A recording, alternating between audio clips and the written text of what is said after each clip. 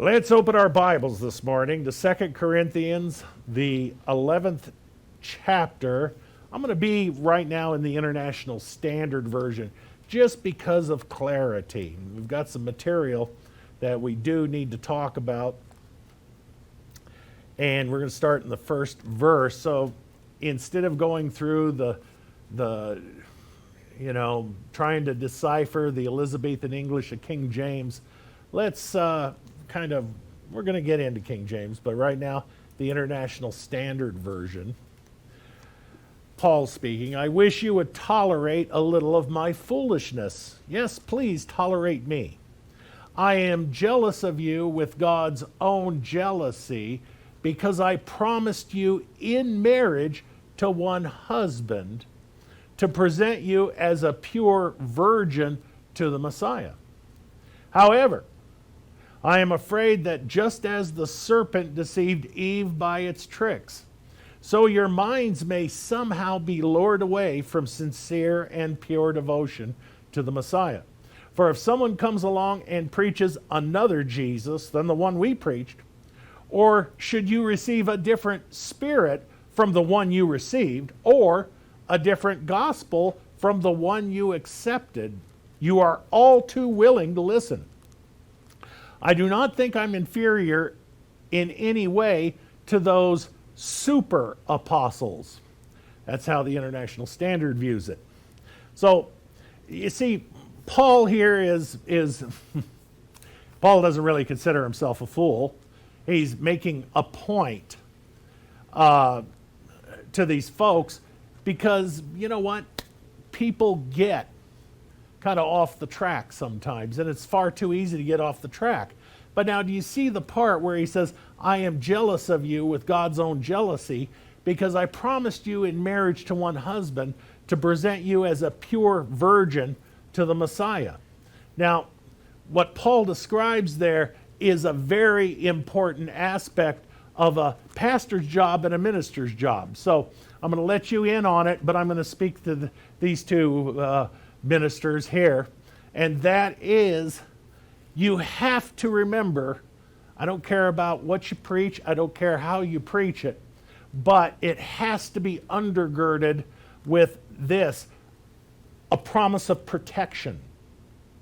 That means that it is the ministers, and I'll talk to ministers out here, your number one thing is not politics. Your number one thing is not growth as far as people. Your number one thing is not the ministries or the church's finances.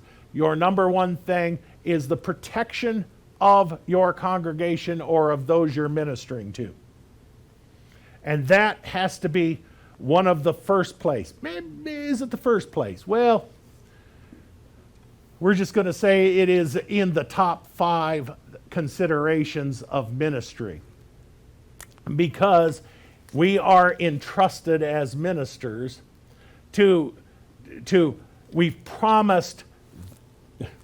I've promised you in marriage to the Messiah, not to another Jesus, not to another gospel, not to another spirit. Now, if you listen to what I say, you will never, ever have to think about another Jesus, another gospel, and another spirit. But if you don't,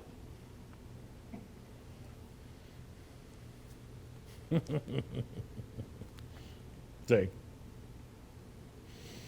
because God has entrusted ministers to present the congregation, whether it's this congregation or whether it's holding a meeting in one town and a meeting in the next town or a convention.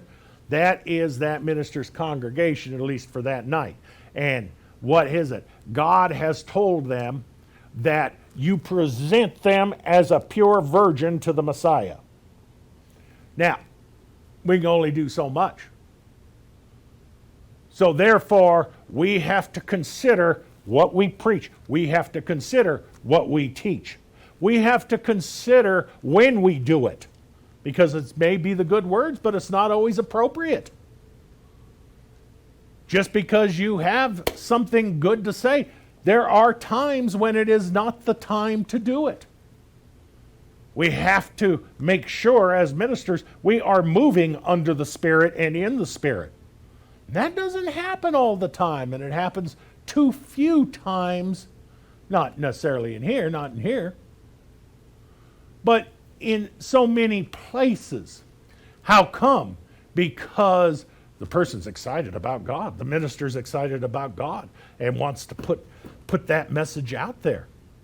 But it's not just what you do, it's how you do it. All right? And even though I'm looking at them, I'm talking to there and these two gentlemen here, because why? I have more years on you two. You two, you're doing a wonderful job. Don't get me wrong. There's no correction involved here. But we have to remember and get our focus on the congregation. I spend time in prayer for each and every one of you, those who aren't here, every single day. You're never far from my thinking, and you're always in my heart. This is serious business to me. I might joke with you and everything.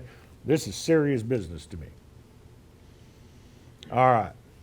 And this is serious business to Paul. So Paul is being pretty plain here. Paul has quite a bit of fame at this point around Christians. So he says, tolerate a little of my foolishness, will you?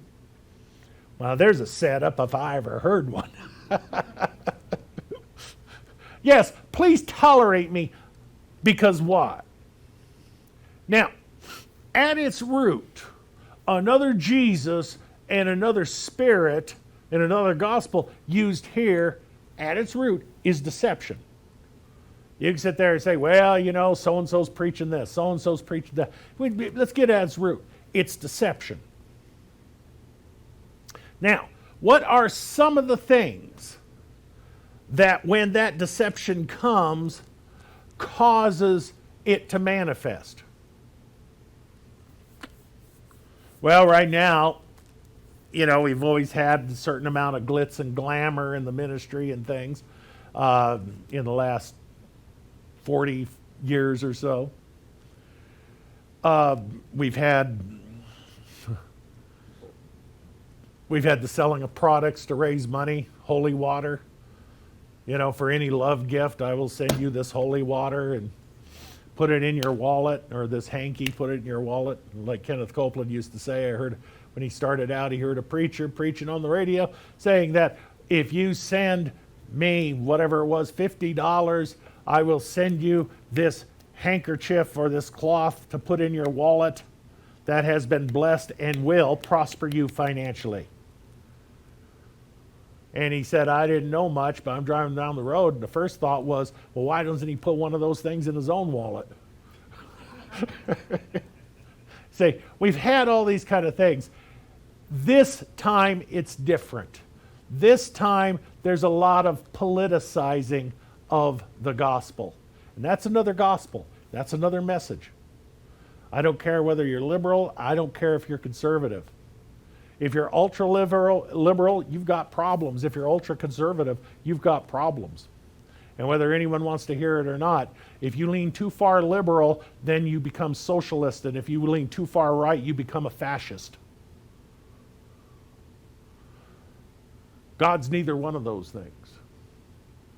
Now, I have told you in the past that you should never vote based on financial, what the government wants to do for you financially. You should do it based on their platform. And if the platform goes against the things of God and the Bible, and you do not, and you vote that way, you will be held accountable with God on that. That's nothing anyone else do about it.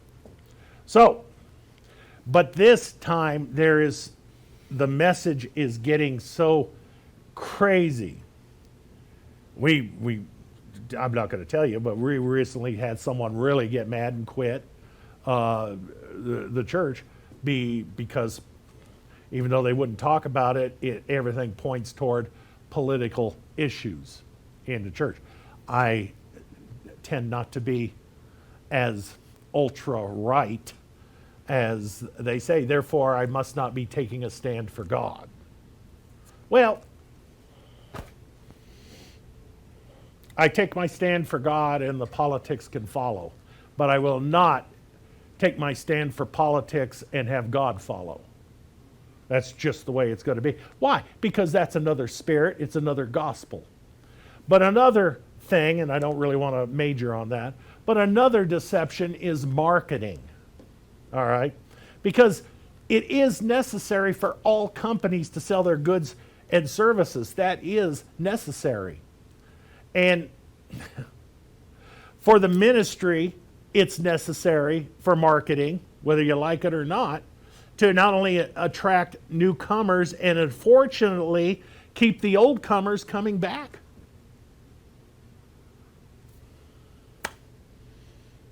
I mean, quite honestly, when people come and, you know, as far as I discount church shopping quite a bit, church shoppers are looking, they're not looking for the Spirit. They're looking for glitz, glamour, and entertainment. That's what church shoppers do. Church shoppers tell you, we're looking for a place where the Spirit moves. Well, I don't know how many churches they've been to where the Spirit moves, but I can't believe that out of all the tens and dozens of churches that these folks go to, there hasn't been any where the Spirit is there. God's not looking for a reason to stay out of churches. He's looking for a reason to get in. So therefore, they're looking for a certain amount of marketing, whether the marketing is our comfort or the music. I've had people say, we don't like your music. I've had people say, I don't like your preaching.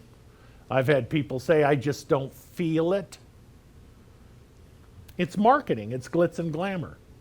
And unfortunately, it is necessary simply because everyone has been trained through years of television, and it's gotten better and better and better to sell products. And everyone with a radio or a television or a newspaper, I don't know, do they have newspapers anymore? Everyone who is getting any news at all, what is it? They are being presented it to in a very more market-friendly, easier way of doing things. Now it's not enough to sit there and have your product on TV and say, yeah, if you remember, I'm sure Bill does, 60s and even 70s, where here's your product, Mr. Clean cleans it up, you know, whatever, or something like that. Now we have to have all kinds of things. You know, where we had, before my time, Ted Mack's Amateur Hour. Ted Mack's Amateur Hour is nothing new, but I saw that after the Monday Night Football game, I believe, this Monday, the premiere of The Masked Singer. And I saw that. I had the sound off, but I saw the glitz and the glamour, and they added some sparkle special effects to get people to watch what essentially, well, it used to be Ted Mack's Amateur Hour, where people actually were competing, and instead of now where everything is scripted and the outcome has been scripted well in advance. But people watch that kind of thing because why? It's entertaining and it tickles them.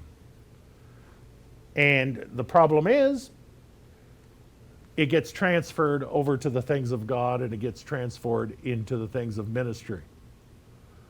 So those things have to start taking shape in ministry, and they do.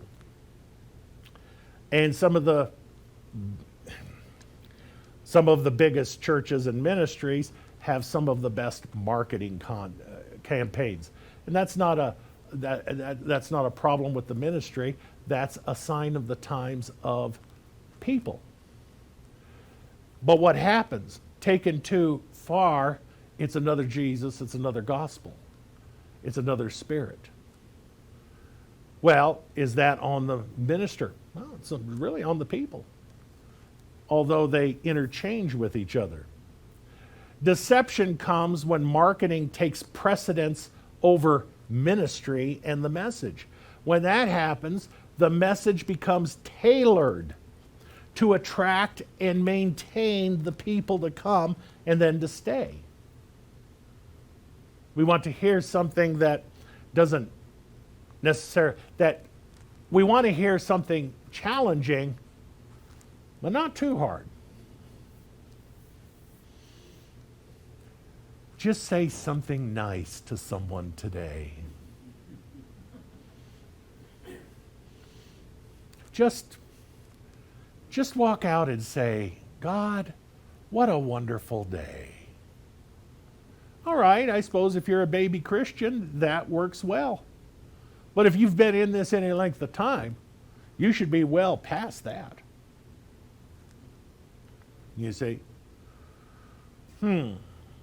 But the message is tailored to attract and maintain people, and when that happens, the Word of God becomes subordinate to the people. In that the message is geared to a certain majority of what people want to hear. That should never be so. And Paul is saying that the gospel of anything goes, as long as you feel good about it, is what makes these speakers that are presenting it super apostles that we read in the International Standard. Super apostles. Now,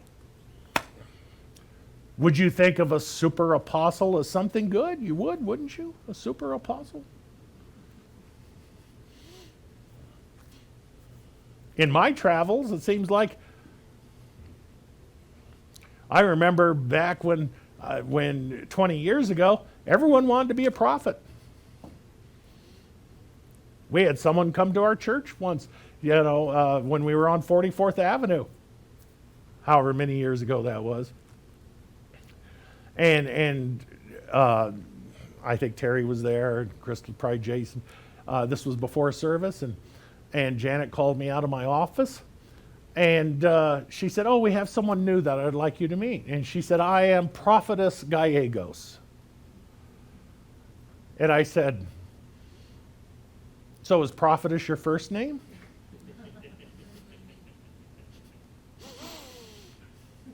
And she says, "No, I am a prophetess." And I said, "Well, nice to meet you. I'm glad you're here." And she says, "I have come to bring your congregation a word from God this morning." And I said, "Well, that's not going to happen. God didn't tell me about that. And I'm glad you're here, and I invite you to stay for the service, but you will not be bringing a message to my congregation." And she says, "Oh, okay, fine." And she left and walked out the door. Okay. Now, why didn't I allow that? Because she's been to churches where they did allow it. Because, as we read in 2 Corinthians, I am jealous of you with God's own jealousy, because I promised you in marriage to one husband to present you as a pure virgin to the Messiah, in the International Standard Version of what Paul's saying. So I cannot allow every person who calls themselves a prophet to have a microphone. But now I've noticed in the last 5 years, prophet is good, apostle is better. Now everyone wants to be an apostle. They may not know what the word is, but apostles, prophets, evangelists, pastors, and teachers. Well, apostles, the big shots.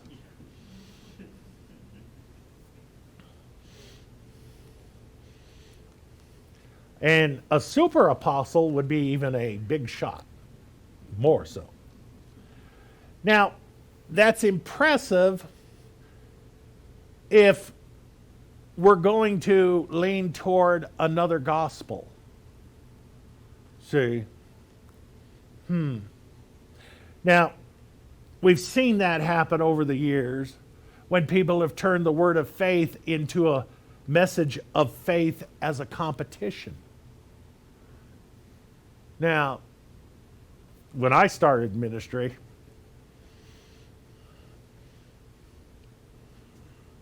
we didn't call ourselves Word of Faith. We called ourselves Faith Christians. And if you were invited, I was invited many times to churches that didn't know me or didn't hear me. Well, there wasn't anything to hear. And I would preach a word of faith, a message of faith, and just about be tarred and feathered before I got out of there. Not quite. No, I didn't see anyone opening up some pillows, and I didn't see anyone opening a barrel of tar, but it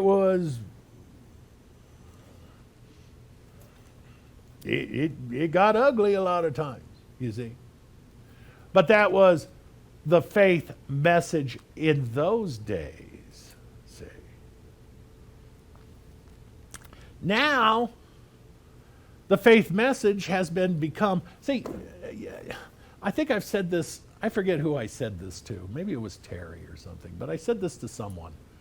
I said, when I started in ministry, I was considered an out-of-control maverick. I was told I was an out-of-control maverick that needs to be reined in. I preach it better, but I'm not preaching anything different than I did then, except I didn't know as much about it, so it was a more simple message of faith and prosperity of all areas and things like healing especially. But I didn't know nearly what I know about it now. I don't know everything, but I've learned a little something. And I was called and considered an out-of-control maverick. And now I feel like I'm mainstream, middle of the road.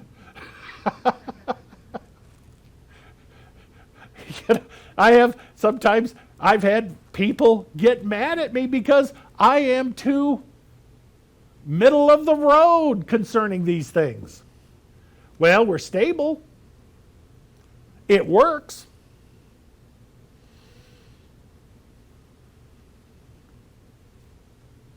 Because why? Over the years, that people have turned the word of faith into a message of faith as a competition. Who seems to have more favor? Testimonies so many times, testimonies are a very, really, they didn't used to be. Back again, when I started ministry and before I was in ministry, and if Janet could haul me into a meeting, then if there was testimonies, they were usually testimonies, and the person was very humble and telling his testimony to God of what had happened and how God had gotten him out of it and what was happening today. And it was done in a very respectful to God and a very humble way. But these days, that testimony has turned into competition. And now a good testimony is an extremely fine tightrope to walk because of another gospel, another Jesus, and another Spirit. So now, who has more favor? Well, and it's all in how you say it. All right, I told you earlier. You can have a good message when I was talking to those in ministry or going into ministry. You can have the right words, you can have the good message, but the timing may be off, and it may be how you also say it. Well, it's the same thing. Who has the most favor? Who has more money or things? Sometimes the Christian who has more, who has a nicer car, a better car, a bigger house, more things, is considered the more spiritual one, willing that should be listened to more. We see that in terms of size of ministries in church, always have. But now, because word of faith, the prosperity message, which I preach, but remember what the Greek for prosperity is. Excelling to the highest is what the Greek word prosperity means. Excel to the highest. The word bless means to empower to prosper, to empower to excel to the highest. Spiritually, mentally, socially, physically, and financially. But it was never meant to be a competition. We're supposed to gird each other up, and we're supposed to help each other. If you're doing better than someone else, then what do? We gird them up. We don't give them the I'm going to help you so you can get to where I'm at. That's where the competition comes in. Because we're going to gird you up because God loves you as much as he loves me. But again, it's marketing, it's competition. We have a big portion of it is the advent since the early 2000s of the reality show. They're not real. There's nothing real reality about them, but everything is a competition. Is it because they're so popular, they're so cheap to make? They cost a fraction of what a regular filmed program takes. And people like them. They love competition. Sports and everything else. Everything's a competition. So we bring that over into the ministry. So you have a bigger church, they must be more spiritual. God must be doing more things in that church. God must be doing, look at this ministry, how big they are. They're on television all over the world. This ministry is only on in 6 states. This ministry must have more God, more word. That's another gospel, another Jesus, another spirit. Because why? It's a message of faith, of competition. Who got healed and who didn't?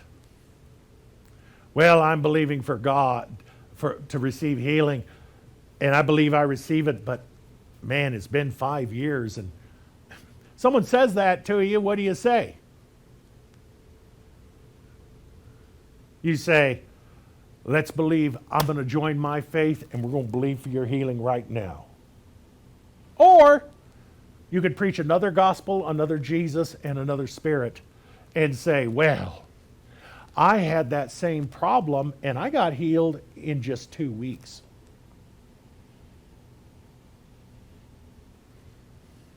But I call that a testimony. No, it's a competition. You deviated from testimony. How come you didn't do any ministering? There has to be ministering involved. And the word minister means one who serves. So if you're going to minister, you have to serve.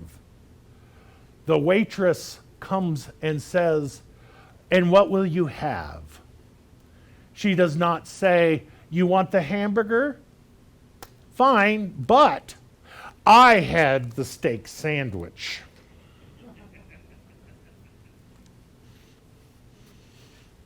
Because then she wouldn't be a server. She wouldn't be a waitress. See? Another gospel, another Jesus, another spirit. A message of faith as a competition. Now the problem isn't that I'm criticizing. The problem is it is so easy just to be bumped. Just to be bumped over into that. Because everywhere you turn, it's a message of competition.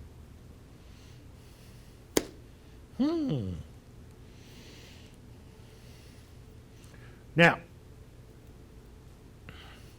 I've had people that believed that I'm into high-end stereo audio equipment. I don't think that's any secret. I've had people who got bumped over into a competition. Well, Pete has better equipment than I do. Well, it's not a competition. No. When I meet someone who's interested in high-end equipment, I'll use Terry as an example. I enjoy the camaraderie that it brings. What he hears and what I hear may be different. He majors on movies. He's 95% movies, 5-10% music. I'm the opposite. 95% music, 5-10% movies for me. But he's not trying to tell me that movies are better, and I'm not trying to tell him music's better. We both talk about it, and we're having fun about it. It's not a competition. Shouldn't be a competition. See? Neither should our faith. It's not a competition. If someone is having problem with their healing, let's join our faith with them. Maybe when we join our faith with them, we can use our experience as a testimony. But we're going to have to speak that testimony in a humble way and not in a, well, I got healed of that in 2 weeks sort of thing.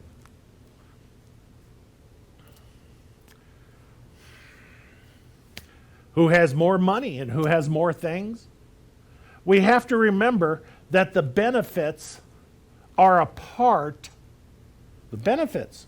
What's a benefit of God? Well, think of benefits are the same as promises of God. Can you name all the promises of God? Well, my friend, you have a photographic memory if you can. There's a song, 40,000 promises. I think someone said there's 80,000 promises. There may be even more than that. I can think of a good solid five right now. You see.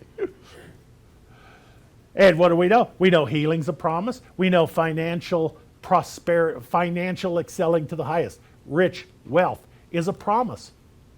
We know that mental health is a promise. We know that our needs met is a promise. We know that a promise is God wanting us to have the desires of our heart. We know that a promise is for our loved ones to be saved. But you notice all those things usually involve us acting on them. And we can't act on them if we're competing with them. But all these benefits are a part of all saved and born again Christians. And not make it a point of jockeying for position with God. And I'm going to show you where the disciples tried that. It's Mark, the 9th chapter, and the 33rd verse. I'll give you a minute. I'm going to read it out of the Passion Translation.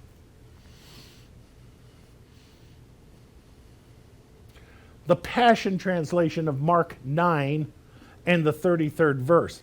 Then they came to Capernaum, and as soon as Jesus was inside the house, he asked his disciples, "What were you arguing about on the way here?" Well, obviously, you heard them arguing.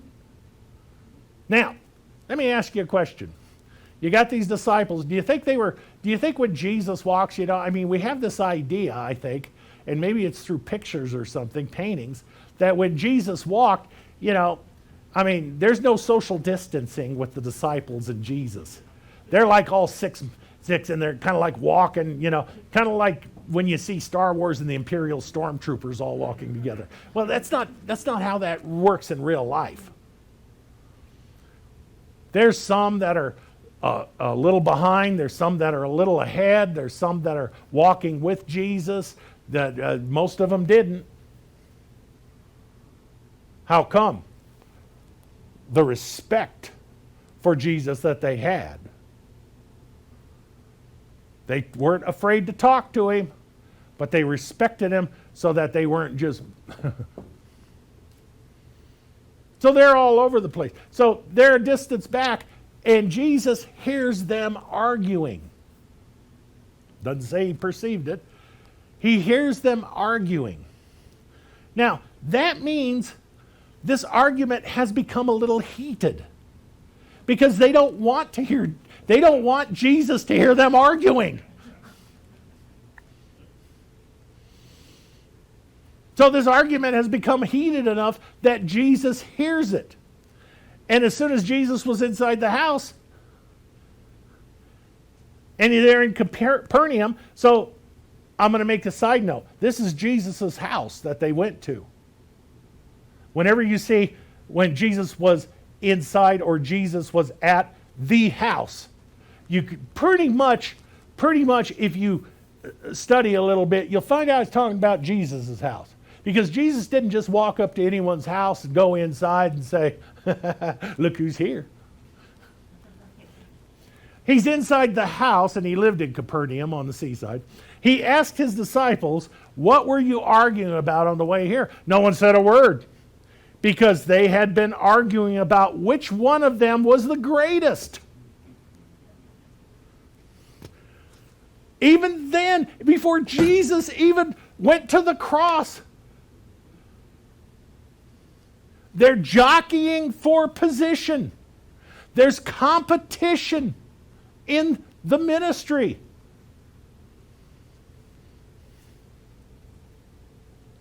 This isn't anything new. It's just done better now. Jesus sat down, he called the 12 disciples to come around him and said to them, if anyone wants to be first, he must be content to be last and become servant of all. Now, why did I use the Passion Translation? Well, it's straightforward and says it, but what happens here is the King James, the International Standard, the Amplified, they leave that clear intent of the word content out. And the Passion Translation has it. Now, that word content is used in the Passion Translation, but it is an implied understanding in this verse in the original Greek text. So they just didn't add that just for show. It is an implied understanding if you really translate out that Greek. So we'll read that part again. If anyone wants to be first, he must be content to be last and become a servant to all. Does that appeal to anyone? Does that appeal to you, Jason? Does that appeal to you, Terry? Because, see, they know I'm setting them up. They know I'm about to say, if they agree, that I'm going to cast out lying demons over here. So, I mean, these guys are smart, man. They paid attention. So the word content in the dictionary means, in this place that it actually translates out, ready to accept or be willing is what it means. See, we've got a different idea of what content is. Content doesn't mean that, well, we're done. It means that we are now ready to go further. And that we have to change our thinking about. Because usually if you're content, well, how many times have I said, well, I don't need any more, Pete. I'm content with what I have. The Bible says for us to be content with what we have. Well, you've gotten the word content wrong. You've got the definition wrong, because that's how there are some places, there are some areas in life where the word content does mean you're done. Not exactly. But it's a part of it. And people, of course, bring their own meanings into it. Like the guy who said to me once, I read your letter and it made me mad. Well, why did it make you mad? I can read between the lines. I said, you know what's between the lines? He said, what? I said, white. White paper. There is no hidden meaning. There's no hidden meaning to this message today. It's plain, it's out there, it's flapping on a flagpole. Nothing hidden. Content doesn't mean that we're done. the word content in the dictionary means we're ready to go further. That actually is the definition in the dictionary. Ready to advance. Advancement is what that word means. It means to advance, to go forward. That's what content means. Well, I can see that. Isaiah 1:19 and 20 in the King James, you don't have to turn there. You will never progress. I want you to listen to me. You will never progress if you refuse to accept where you are willingly. Quit denying it. No, well, I'm in faith. No, you're not. You're in denial. Faith doesn't deny. Faith recognizes and changes things.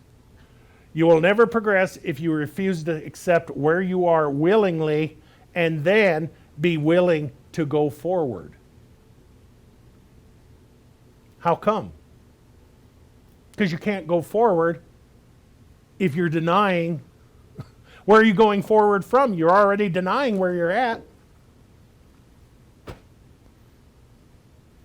How can you possibly go forward if you don't accept where you're at willingly and be willing to then go forward?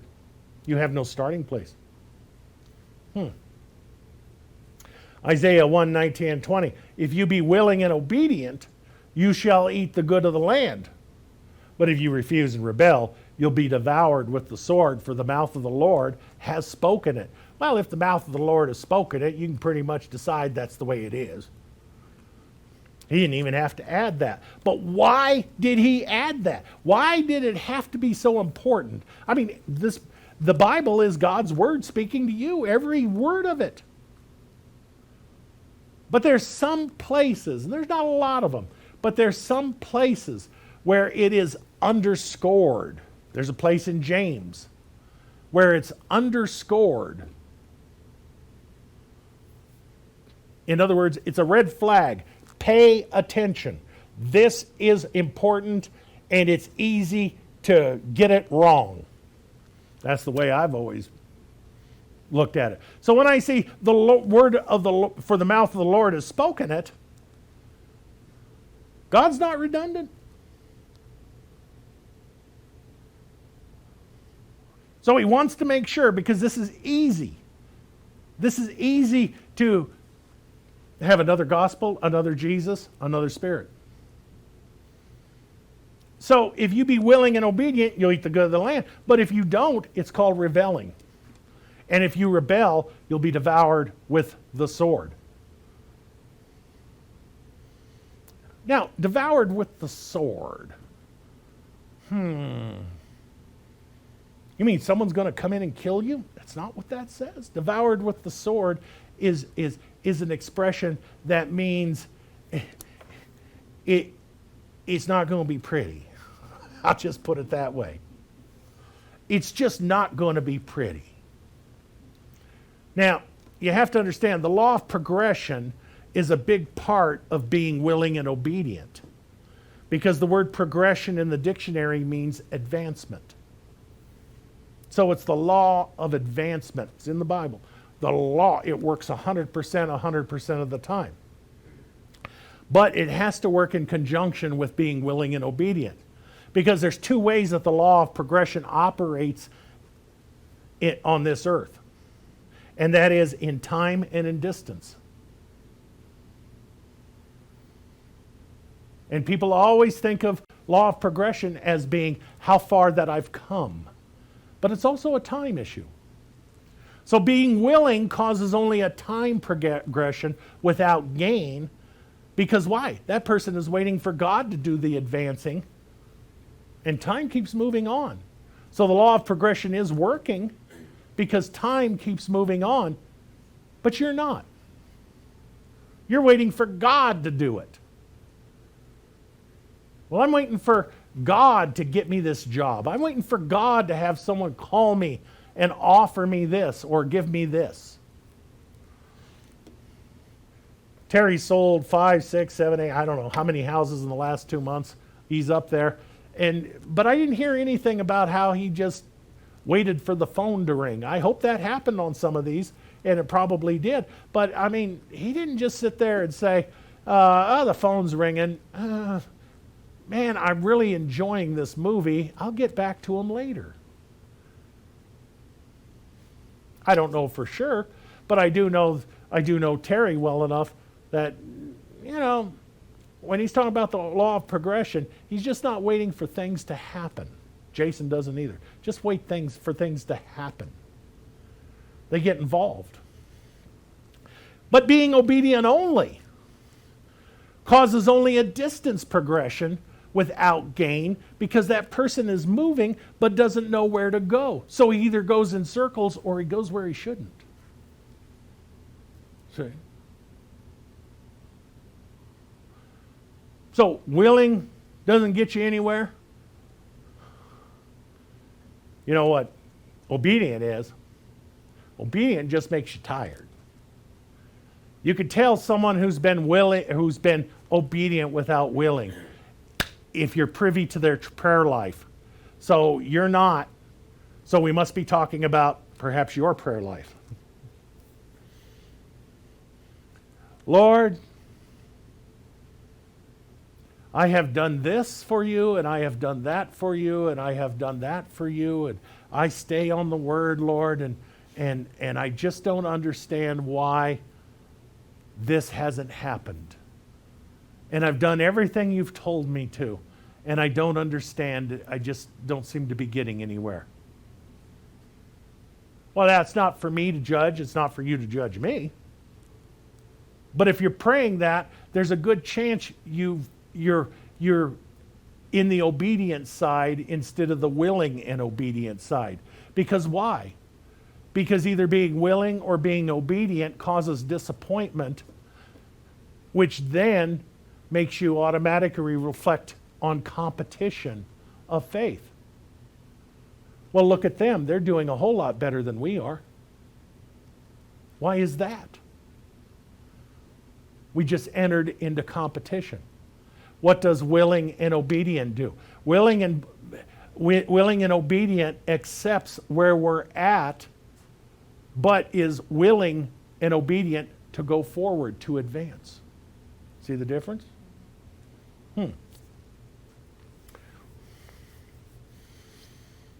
Willing and obedient causes God to be able to give you direction, and then you progressing in that direction. Now, what happens if you do not progress in that direction?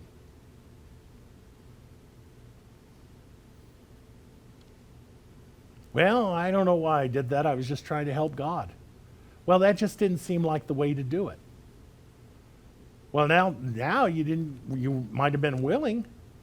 But see, another gospel, another Jesus, another spirit. I'm willing to prosper. I'm willing to get healed. Well, that's all good. But when we're talking about willing and Scott, here's $100. Are you willing to take it? That wasn't tough, was it? No, we're talking about once you know the promises of God, you have to be willing to do that which is required to be able to receive. See, there's Christians, not in here, but there's Christians that want God to help them financially, but they don't do any giving. They don't do any tithing. So they're not willing and obedient. And God can't do anything without lying. The Bible tells us how to receive. Yeah, but I've been doing this for 10 years and I don't seem to be getting anywhere. Don't turn it into, well, I must not be willing and obedient. You just made a competition. You examine yourself. I am willing and I am obedient. And if I haven't been, I am now. And now I'm progressing. I'm ready to move forward. Don't ever let the devil turn anything about the word into a competition, whether you're competing with someone else or you're competing with yourself. Don't do it. It's too easy to do. But as Paul says, it's another Jesus, it's another gospel, it's another spirit. Remember that when Moses brought the Israelites out of Egypt, sometimes they were willing and sometimes they were obedient. But rarely were they willing and obedient. Did you ever see that?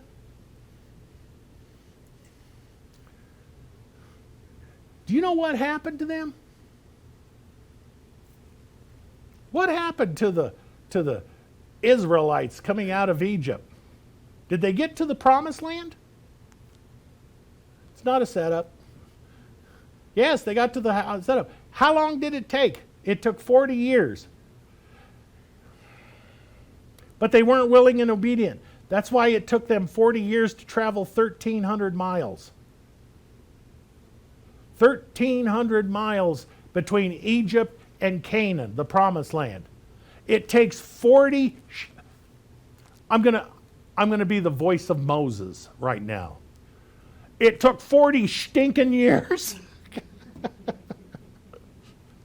to go a lousy 1,300 miles. How come?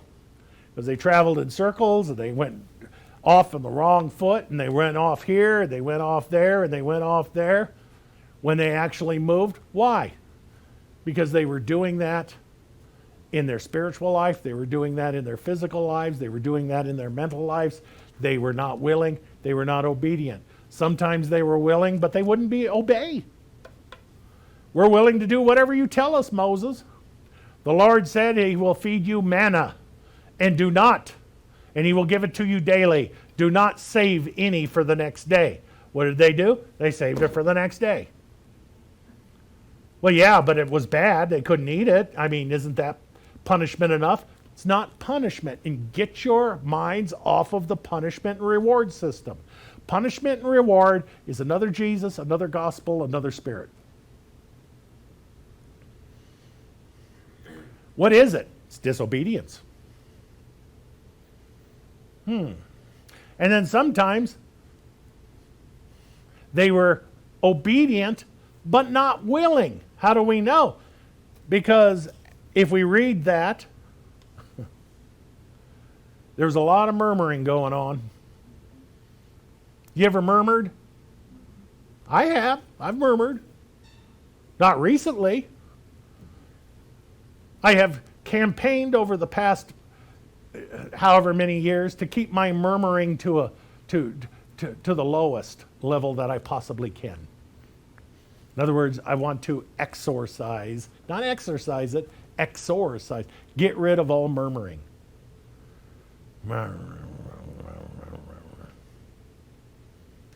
Now, what happens if I do this?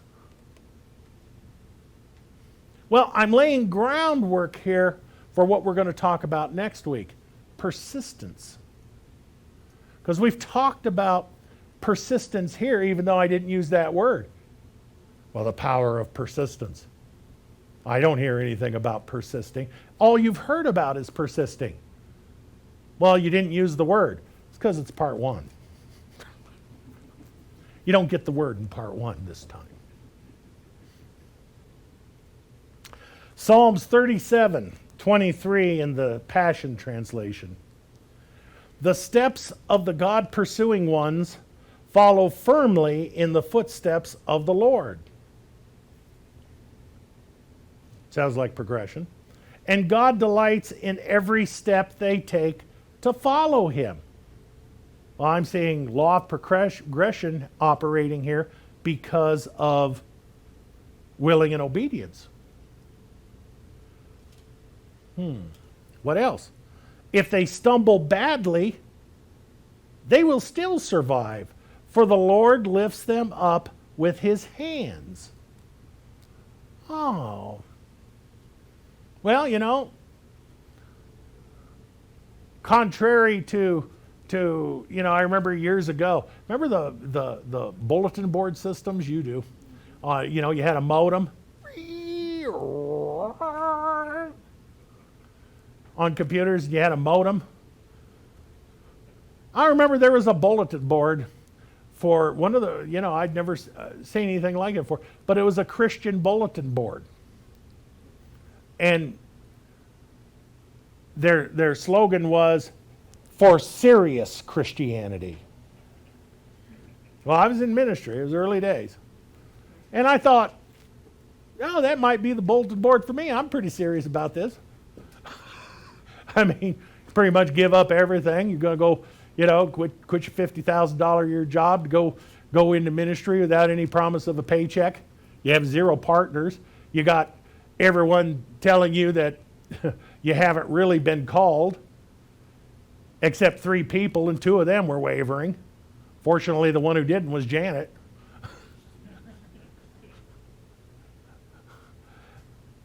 You got folks telling you you're wrong everywhere you turn around. I'm not complaining. I'm just trying to lay groundwork of what the word of faith was like in those days. Kenneth Copeland went through the same thing. Any of these men went through the same thing. I'm trying to give you a groundwork for persistence here. They tell you you're wrong. They tell you you're crazy. They spread rumors about you and your ministry all over the place to keep you from getting meetings, and it succeeds.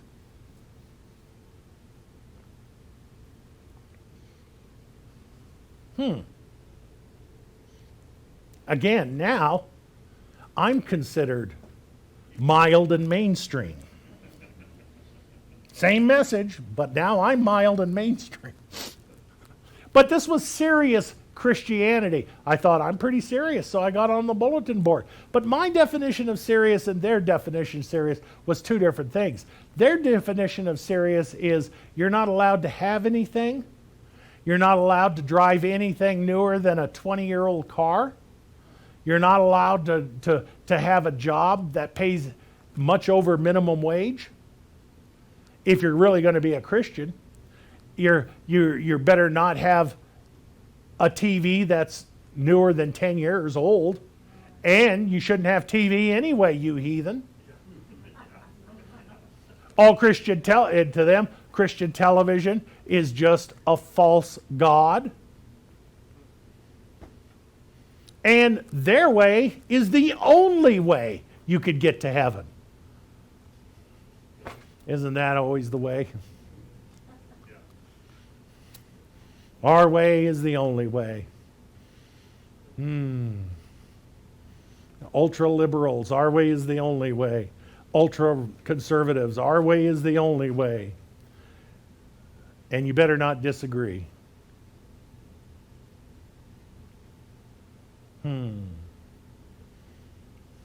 Everything is one side or the other. One side or the other. But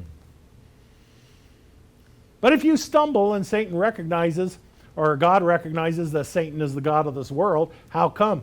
Well, because he had Paul write that in 2 Corinthians 4:4. In whom the god of this world has blinded the minds of those who believe not, lest the light of the glorious gospel, the good news of Christ, would shine unto him. So he realizes it. So he knows you're going to stumble. Jesus didn't. And we can learn how not to. How come? Because we can learn to do anything that Jesus did except be the Savior. The Bible will tell you how to use your faith to move mountains. It'll tell you how to use your faith to walk on water if you would so choose to. It's a fool's errand, but if you so choose to. The Bible will teach you how to heal the sick, cleanse the lepers, raise the dead, restore sight to the blind. And if that was a question, Jesus even said, freely you've been received, now you freely give. So freely doesn't mean just do it for free. It means don't vet the person. What do I mean by that? Well, do you believe in healing? I'm not going to pray if you don't believe in healing. No. Believing in healing doesn't mean anything to me, God. Doesn't even really mean anything to you. You know why? You get healed and all of a sudden you're a believer. So your beliefs are easily changed. As long as you don't object. Now that goes into free will. That is a area where God can't change you and I can't change you, and some people get so stubborn that they can't change themselves. Well, I'm trying to, Pete, but I just can't do it. I just can't forgive that person. I can't. Well, yes, you can. What you're saying is you won't. No, I can't. Well, then you have no control over your free will.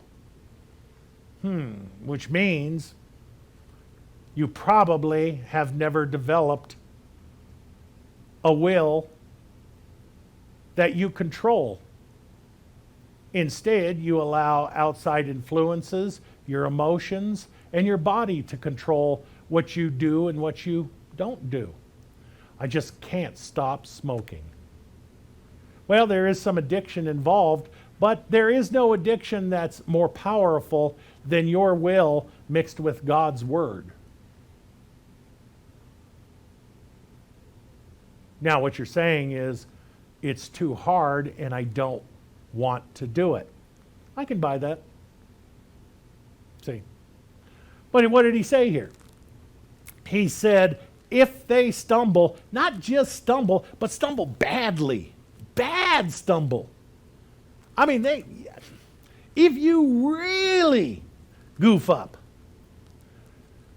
what happens? They will survive, for the Lord lifts them up with his hands. Now, that's not automatically. That's those who of God pursuing ones who follow firmly in the footsteps of the Lord. Even they can stumble badly. Which ought to give you just a little homework on the side for your self-edification of maybe studying a little bit more how deception is so subtle. Because you're pursuing God, you're following not just in his footsteps, but firmly in his footsteps, and yet, it's possible to still stumble. It's also possible not to stumble. Because he says, if they stumble, not when they stumble. For the Lord lifts them up with his hands. I was once young, and now I'm old. Not once have I found a lover of God forsaken by him. Now, let's clarify. Not once have I found a person that's been forsaken by God. Didn't say that. Said a lover of God. Now, think about some of the things that go into being a lover of God. It's more than just, oh, I love God. Oh, I love God so much. Oh, I cry because I love God so much. You ever known anyone like that? I'm not seeing tears, am I, Scott? No. But I've known people. Oh, I love God so much. Didn't do anything. Didn't act on his word. Didn't know anything about faith. Didn't do any giving. Didn't do any tithing. All these things are involved in being a lover of God. A true lover of God. I'm going to do what he says.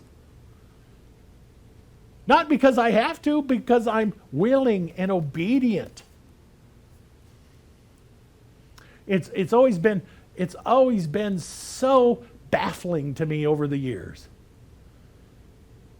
How so many Christians love God, but they don't like him enough to develop friendship with him.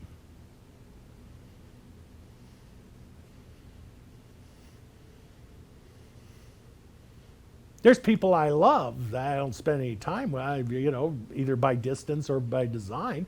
I love them. But you know what? I can't call them my friends. Right? You know, Facebook friends is not the definition. I like to tell the story about a kid in high school that I didn't like. I didn't like this kid at all. And about 10 years ago, I got a friend request on Facebook. And my finger is hovering over that button. And I said, I didn't like you in high school. What makes you think I like you now? Okay, I'll do it. You know? I don't know if the guy's good or not. I don't know him. He's not a friend of mine. He may be a Facebook friend, but he's not a Facebook friend.